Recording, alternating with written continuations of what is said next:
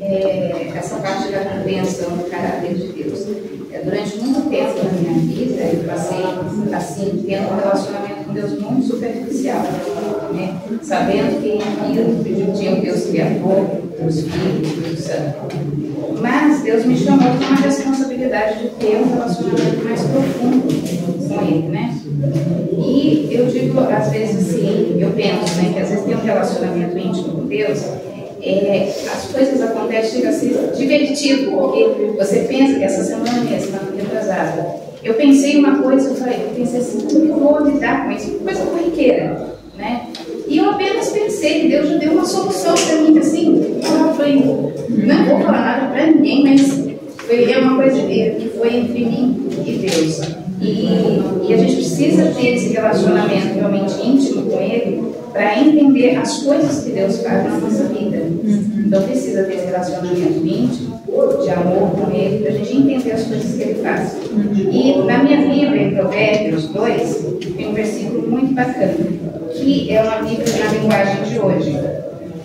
E eu estava lendo, está dizendo assim, Provérbios 2, capítulo 9, mas só apenas um versículo. Diz assim: a sabedoria será sua melhor amiga e o conhecimento sua companhia agradável. Eu penso assim, a sabedoria é o próprio Jesus. Então, será a minha melhor amiga essa sabedoria.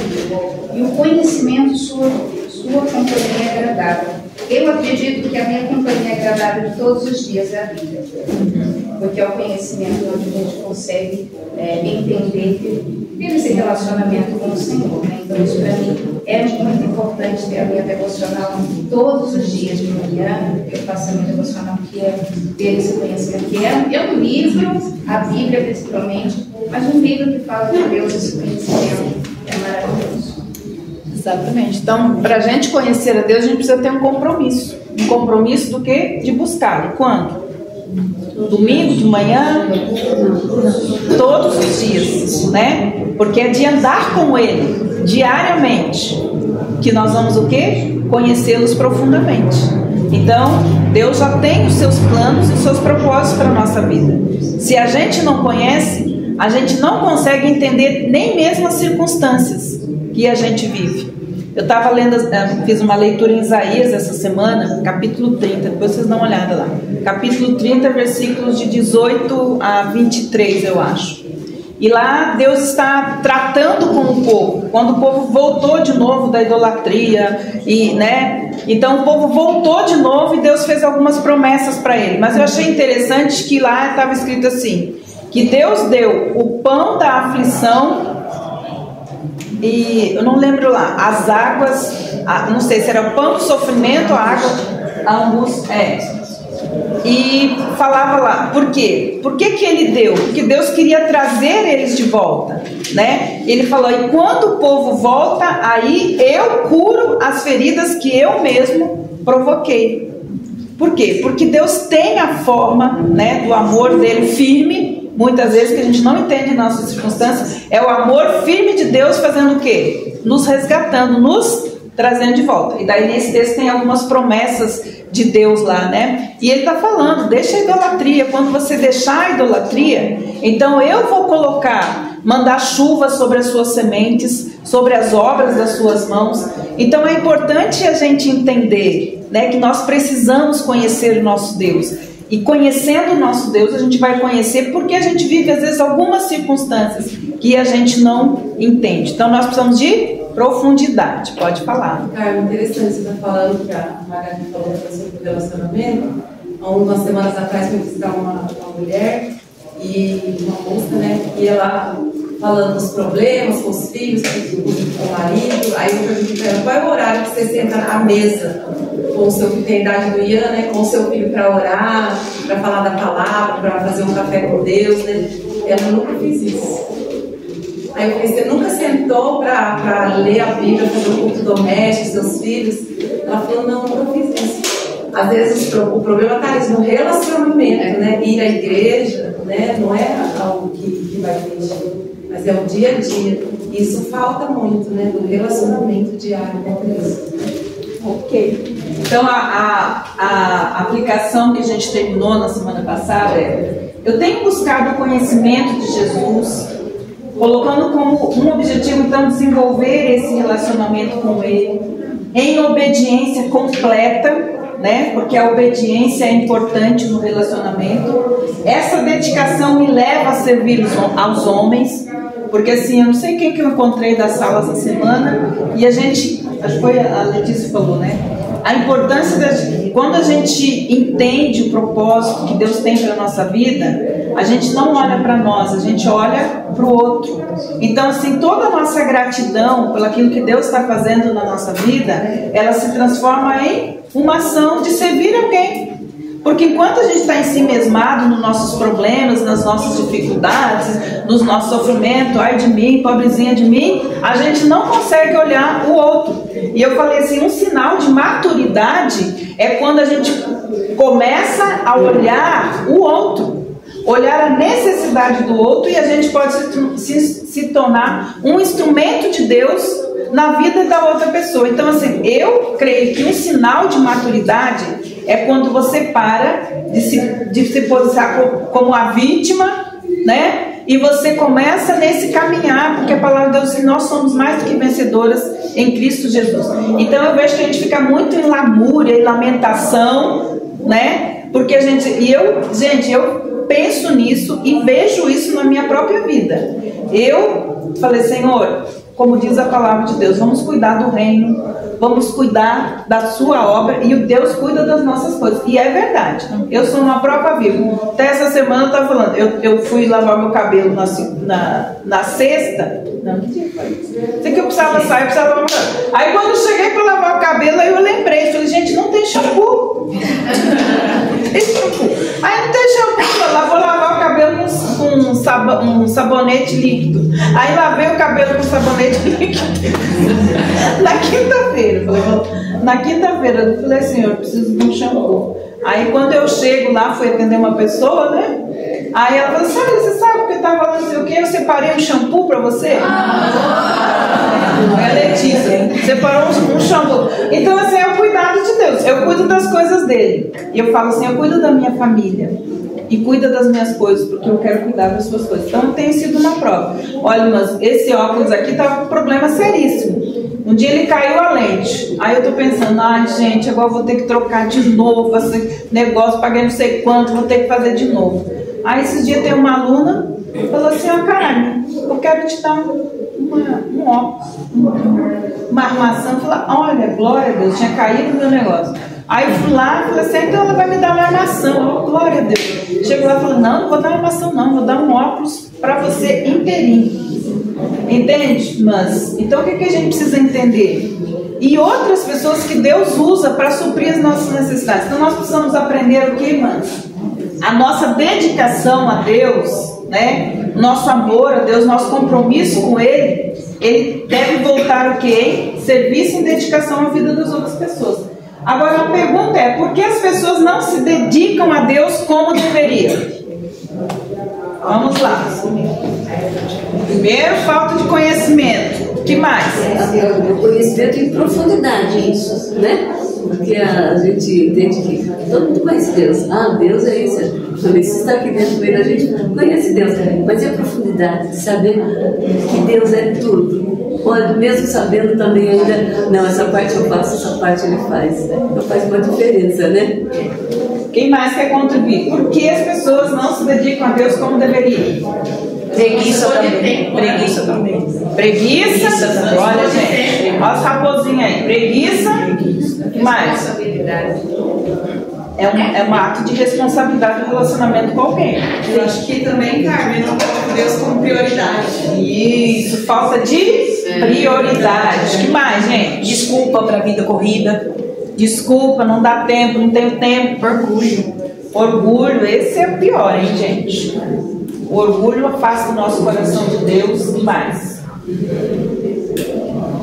que faz com que as pessoas não se dediquem a Deus como deveriam? A gente tem que olhar pra gente, né?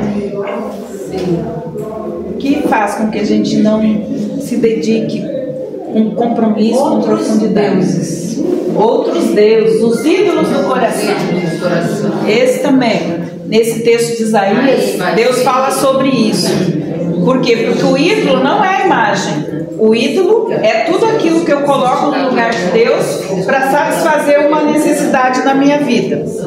Então, tudo que tem me afastado de Deus é o ídolo do meu coração. Porque eu tenho usado essa pessoa, essa circunstância, ou seja que for, para satisfazer necessidades que somente Deus pode satisfazer na nossa vida. E esses são os ídolos do coração. Esses que ficam escondidos, que a gente, né, que não está exposto externamente, mas estão o quê? Escondidos dentro do nosso coração. Tudo aquilo que me afasta de Deus, que eu uso para suprir, seja qualquer necessidade que não seja Deus, se torna um ídolo na minha vida. Uma muleta, né? Uma cisterna rota, como diz Deus, né? Vocês me largam, me deixam, eu que sou fonte de águas vivas, para quê? Para beber água onde? Em cisternas rotas, né? Que um dia está lá, outro dia não está. Então tá, por favor, Letícia. Então, por que as pessoas não têm o quê? Compreensão do caráter de Deus. As pessoas não se dedicam da forma como deveriam ser, porque elas não conhecem ou não têm compreensão do caráter de Deus. Então vamos lá, gente. Eu entendo assim. Como que eu vou conhecer o caráter de Deus? Como eu conheço a Deus? Por meio das minhas circunstâncias. Quando a gente olha da Bíblia, de Gênesis a Apocalipse, né, Deus era conhecido pelo aquilo que Ele fazia, né? As intervenções divinas, os milagres, as orientações, as vitórias, todas essas traziam sempre um nome de Deus. Por quê? Porque aquela pessoa experimentava o poder de Deus, a ação divina, a ação de Deus na vida dela, e aí ela falava o quê? Esse é o Deus. Vamos lá, quem sabe os nomes de Deus? Quem consegue lembrar? Jireh, Yahvé, Rafá, Elohim, Tisquena, o eu sou, o que mais? Shalom, meu pastor, o que mais? Adonai. Como é que a gente conhece Deus, irmãs? Como que você vai conhecer a Deus? No meio das suas circunstâncias. Clama a Ele, chama Ele. Imagina provedor. Se pedir, a gente não, estou falando por mim. Peço tanta coisa para Deus, eu acho que a cabeça dele fica confundida. Todo dia eu peço um monte. Mas eu oro, estou sempre de verdade pedindo para Deus. É isso aí. Peço um monte de coisa para Ele. E Ele responde. Nem tudo. Porque Ele é o quê? Que essa que é a parte, gente, a soberania de Deus. Essa é a parte do caráter de Deus que a gente briga mais, que a gente não aceita, certo? Às vezes a forma, o caminho, aquilo, a forma como Deus intervém na nossa vida. E eu vejo assim, quando eu entendi essa parte de Deus ser soberano e é Ele que decide, é nas perdas. Eu lembro que quando eu perdi o meu pai foi assim um desastre na minha vida. Então assim, foi essa perda que me fez conhecer a soberania de Deus. Deus dá, Deus tira. Ele que sabe. Eu não sei. Então assim, a palavra de Deus diz que todos os nossos dias estão escritos no livro da vida. Certo? Não basta estar só escrito no livro da vida, tem que estar escrito no livro da vida do Cordeiro. São 2 livros que o nosso nome tem que estar lá. Mas é importante entender que se todos os nossos dias estão escritos, antes mesmo da gente ter sido gerado no coração da nossa mãe, entende? Isso é soberania. Certo? Então assim, é uma das partes mais dolorosas da nossa vida, é a perda. Mas é onde mais nós entendemos essa parte do caráter de Deus, que é a soberania dele. Certo? É a parte mais difícil da gente entender, compreender, e é a que a gente mais briga, né? É a questão de Deus ser soberano. Então, nós precisamos compreender o caráter de Deus. De que forma, irmãs? Estudando a Bíblia superficialmente, nós não conhecemos Deus realmente como Ele é. certo? Então nós temos que ter compromisso. Se você quer mergulhar mais fundo no conhecimento de Deus, de ter experiência, de andar com Deus, você precisa o quê? Estudar a Bíblia em profundidade. Então, estuda uma Bíblia, a pessoa que não tem, porque elas estudam a Bíblia superficialmente, procuram a Deus de modo interesseiro, eles usam a Deus, né? E hoje é isso que a maioria das pessoas faz, né? Eles usam Deus. Outra coisa importante que às vezes a gente fala para as pessoas que precisam, Deus não precisa da gente, nós é que precisamos dele. Então o orgulho, ele sempre faz isso, eu não preciso de Deus, eu me basto sozinho, sozinha, eu me viro, eu faço, eu aconteço, né? Então assim, como que nós devemos fazer? Quando não compartilhamos Deus com Deus, então são essas três formas. Primeiro, eu não conheço Deus estudando, conhecendo por meio da palavra. Procurar a Deus só quando eu estou precisando, certo? E não compartilhando Deus com ninguém, porque Deus é uma pessoa que se derrama, certo? E ele se derrama por meio de quem? Por meio de nós, por meio do amor, da graça, da misericórdia, da benevolência, da bondade, né? Ele se derrama, então, por meio da nossa vida. Então, isso tudo nos leva a uma visão limitada de quem Deus é. Uma coisa importante também, irmãs, todas as circunstâncias são nossas mestras. É elas que nos vão ensinar a respeito do caráter desse Deus. Nesse texto de Isaías está escrito lá uma coisa muito importante. Quando você estiver em dúvida, se você vai para a direita ou se você vai para a esquerda, se você me buscar, você vai ouvir uma voz atrás de mim que diz assim: vai para a direita, vai para a esquerda. E aí quando ele fala também do pão da aflição, das águas, do sofrimento, alguma coisa assim, ele fala assim: elas serão suas mestras. Então todas as circunstâncias que nós vivemos, elas devem se tornar para nós mestras, que elas vão nos ensinar. Não, nesse caminho nunca mais. Nesse caminho é o caminho que eu devo ir. Então até mesmo os sofrimentos, as aflições que nós somos, também são nossos mestres, são nossos professores. Todas as circunstâncias. E a gente precisa olhar assim, né? Por isso que a gente precisa fazer a oração que Paulo fala: Senhor, abre os olhos do meu entendimento, né? Para que eu possa compreender qual o propósito do meu chamado nessa terra. Mas não fomos chamados aqui para ficar sofrendo nessa terra, lutando. Não, nós somos chamados por um propósito. E o maior propósito de todos nós sabemos, que é viver para a glória de Deus. Quer comendo, quer bebendo? Nós devemos viver para a glória de Deus. E quando a gente começa a trabalhar isso na nossa vida, que tudo é para a glória de Deus, até os sofrimentos são diferentes, não tem peso. A gente sofre porque a gente é humano, carnal, mas não tem o peso. Por quê? Porque a gente sabe que tudo é para a glória de Deus, né? Pode falar, Gisele. Como você está dizendo sobre escutar a voz de Deus, hoje eu estou passando umas dificuldades, mas não é culpa de Deus, é a minha culpa mesmo, porque eu não fiz isso. Eu não consultei a Deus antes. Eu fiz do jeito que eu queria e agora estou sofrendo as consequências. E eu tenho consciência disso e eu oro para que a Deus, para Ele, né, me fortalecer para me passar por. Eu vou passar, porque foi eu que criei a situação. Então eu vou ter que passar por isso. E sobre a gente fazer pedidos também, eu aprendi na minha vida, assim, né, vivência, e nem tudo que a gente pede Deus vai nos dar. Uma, que Ele não é nosso servo, né? Nós que somos servos dele. E muitas coisas que nós pedimos, nós não temos a dimensão do que estamos pedindo.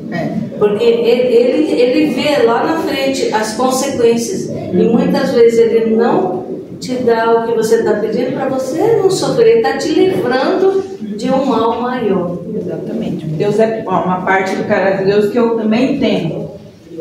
Deus é preventivo. Deus sempre vai sinalizar. Sempre. Nós é que estamos distraídos Desatento. com os nossos ídolos, com as nossas dores, com as nossas, certo? Criando enfermidade, porque, irmãs, eu também descobri uma coisa, que a enfermidade não vem de fora, ela vem de dentro, certo? As enfermidades físicas, emocionais, espirituais, vêm de dentro. A gente vai no médico, o médico fala, não coma mais isso que você vai lá, você vai lá e come. O que é para você comer, você não come.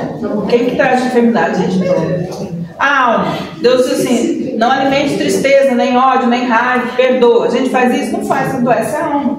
Espiritualmente, como que você mantém o seu espírito saudável? Ore, leia a Bíblia, né? Fale com Deus, adore a Deus, tenha um compromisso profundo, né? Um relacionamento profundo de intimidade. A gente tem isso, não tem, por isso que a gente enferma.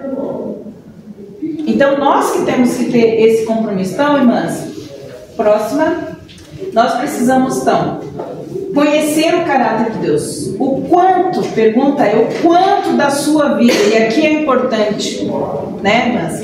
Porque se nós estamos andando num propósito de viver a nossa vida em tudo para a glória de Deus, a pergunta hoje é, o quanto da sua vida está comprometida a viver para a glória de Deus? Porque se existe uma área da minha vida que não está sendo vivida para a glória de Deus, eu devo estar sofrendo algum tipo de lição. Alguma área. Em que área da sua vida você tem consciência que você não está vivendo para a glória de Deus? Como eu falei. Nós enfermamos nosso corpo porque nosso corpo não é para a glória de Deus. A gente come para a glória de Deus? Não, não come. A gente come para o nosso, né? É um prazer. Entende? A gente cuida da nossa, né? Da nossa alma. Ela deve ser cuidada por quê? Porque ela deve ser o quê? Porque ela é a nossa vida. Quando a gente consagra a Deus, uma forma da gente entender essa consagração é entender que Deus pede a nós que a gente viva com o quê? Para a sua glória. Nós temos que ter o compromisso de viver a excelência de cuidar do físico, da alma, do espiritual para quê? Para a gente mesmo? Gente, se for para a gente mesmo, a gente não vai fazer. Se for para os outros, pior ainda. Mas nós precisamos viver para a glória de Deus. Então a pergunta é, irmãs, em que área da sua vida você ainda não está vivendo para a glória de Deus? Pensa. Aonde que tem um enrosco, um obstáculo, uma dificuldade, uma falta de compreensão, de entendimento do que Deus está fazendo? Porque esta área não está sendo o quê? Vivida para a glória de Deus. Tudo é para a glória de Deus. Então, guarda aí, pensa sobre isso. João 15, 8 a 10. Vamos lá? Vamos abrir.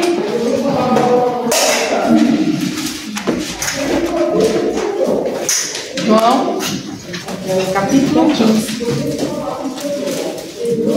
Versículos de 8 a 10. Quem gostaria de ler, pode ler. Meu Pai, é glorificado quando produzes muito fruto, e assim vos tornarei meus discípulos. Como meu Pai me amou, também eu vos amei. Permanecei no meu amor. Se obedecerdes aos meus mandamentos, permanecereis no meu amor, assim como tenho obedecido os mandamentos de meu Pai e permaneço no seu amor. Então, irmãs, aqui nós temos algo muito importante. E para a gente entender, quando Jesus ele veio, ele glorificou o Pai, certo? Então ele nos mostra o caminho. Como que nós podemos viver para... Jesus viveu para a glória de Deus, obedecendo e fazendo a vontade do Pai dele. A comida dele, a vida dele era fazer a vontade de quem? Do Pai. Dessa forma ele glorificava o Pai. E nós? Como nós podemos trazer glória para o Pai e para o Filho? E aí ele fala da importância da gente o quê? Dar frutos. Então todo discípulo de Cristo dá o quê? Frutos. É a forma como ele glorifica o Pai e o Filho. É dando o quê? Frutos. Então ele fala. Outra coisa importante que ele fala do quê? Do amor. Uma forma de nós estarmos vivendo para a glória de Deus é confiando no amor de Deus por nós, guardando os mandamentos, né? Permanecendo na forma como Deus nos ama. Certo? Lembra que eu falei, o amor de Deus ele tem que ser firme, mas ele também às vezes é suave, né? Qualquer coisa fora disso é distorção.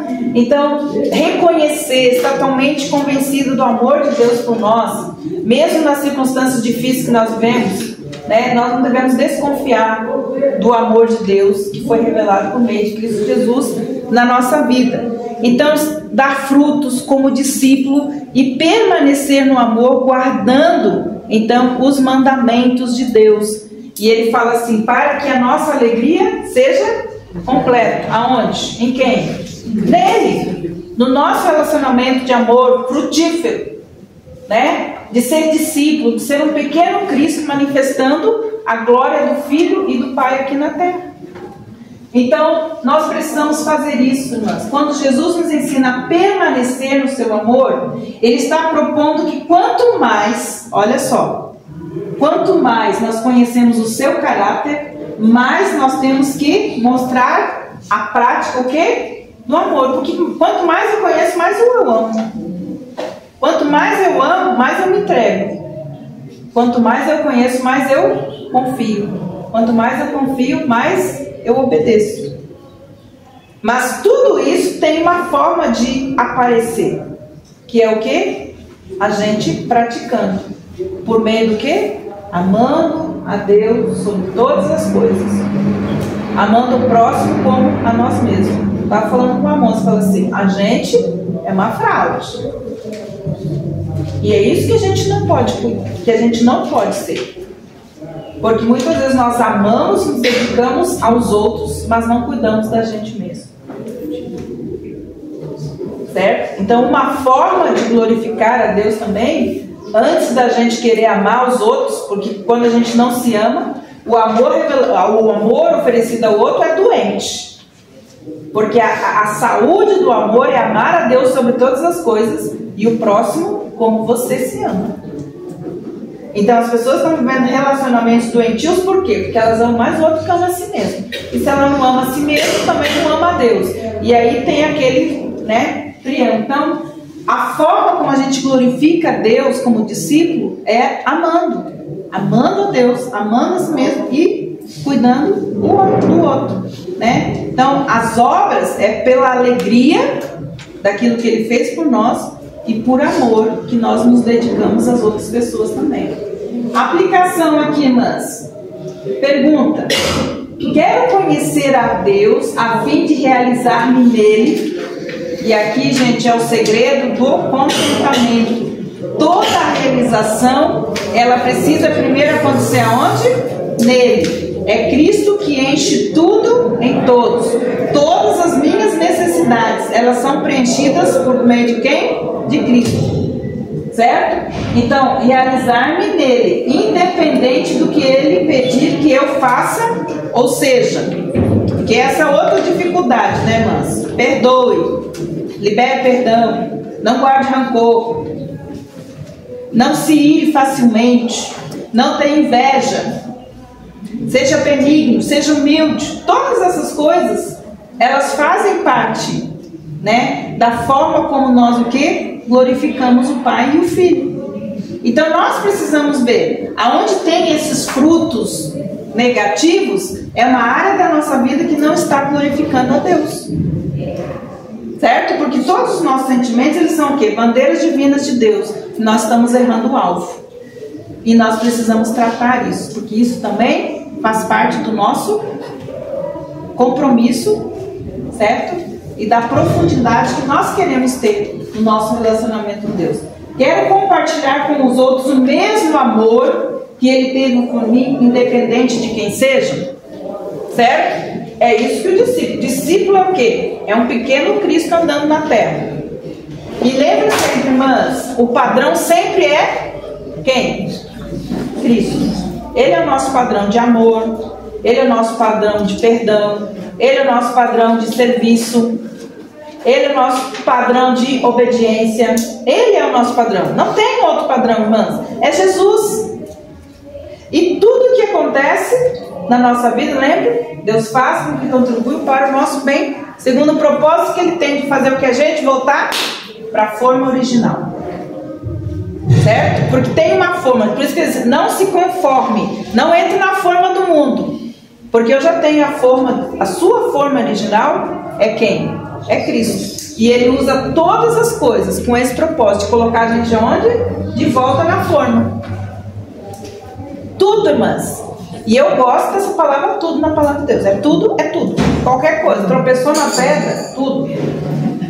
Você fala, você diz, né? Tudo que acontece com a gente tem propósito, botar a gente na forma de novo. E quanto mais longe da forma original, mais a gente faz besteira, né? Mais insaciável, insatisfeito a gente está, porque a gente não está, né, no processo de primeiro aceitar, né, de que Deus tem um plano e propósito, e esse plano e esse propósito, Deus traz circunstâncias, provas e aflições, até mesmo sofrimentos, para que a gente entenda porque nós estamos sofrendo, estamos fora da forma, estamos reagindo errado, pensando errado, sentindo errado. Pode passar. Então, irmãs, é muito importante a sobriedade no relacionamento com Deus. O que é sobriedade, professores aí de plantar? O que é sobriedade? Sobriedade. Quem pode me ajudar? Que eu ainda estou estudando essa palavra. Estou tentando entender essa palavra aí. O que seria sobriedade? Ser sóbrio, né? Equilíbrio, firmeza. Equilíbrio, firmeza. O que mais? Consciente. Racional. Sabedoria. O que mais? O que é ser sóbrio? Ser sóbrio. Seria o sentido humano de fazer a gente chegar à consciência e equilíbrio. Porque o contrário de você estar sóbrio está bebendo. E a bebida faz o quê? Então peça os sentidos. Por isso que eu bebo não deve ser. Bem, então está com os sentidos, né, no lugar certo. Então, Romanos 12:2 diz assim, ó, não se amoldem ao padrão desse mundo, mas transformem-se pela renovação da vossa mente, para que sejam capazes de experimentar e comprovar a boa, agradável e perfeita vontade de Deus. Então, qualquer mudança que você precise na área da sua vida, em qualquer área da sua vida, vai ter que começar por onde? Pela mudança da mente, certo? Então, por que a igreja, de modo geral, canaliza mais energia para experiências emocionais do que racionais com Deus? Porque dá ibope, né? Mexe com a alma, certo? Mas o nosso culto tem que ser o quê? Emocional ou racional? Por quê? Porque eu tenho que ter consciência da presença, porque às vezes os cultos emocionais você não tem consciência da presença, não. Né? Deixa eu falar uma experiência. Uma vez eu estava numa igreja e o pastor estava falando assim, do comportamento das pessoas, como é que os homens e as mulheres se vestiam, tá, né? Então ele falava assim, tem mulheres que andam com o decote lá embaixo e a saia lá em cima, o outro gritou, glória a Deus!